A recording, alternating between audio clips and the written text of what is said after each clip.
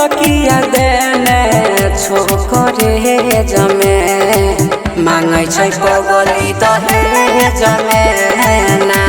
हे देवी मैया एक गो दिलकिया देने छोकरे जमे मांगे छै पगली दहेज में ना।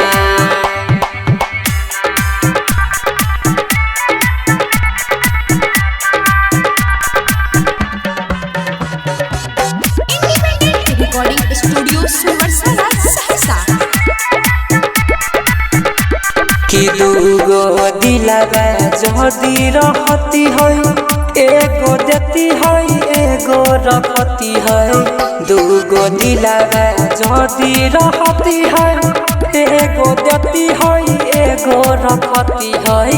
इहे बतिया समझ नहीं आवे हमारा भेज में मांगे छै पगली दहेज में ना।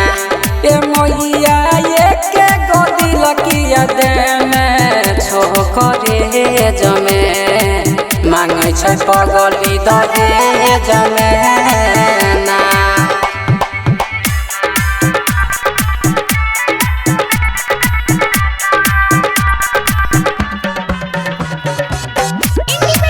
Recording studio Sursara Saharsa. कि छौरिया बुझै छै एकरा खेल बोल के ना के करियै से।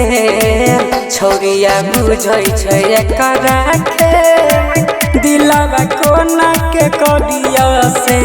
उ छौरिया सूरज के छोड़ के करै नंदन से मेरे जहे मांगे छै पगली दहेज में ना।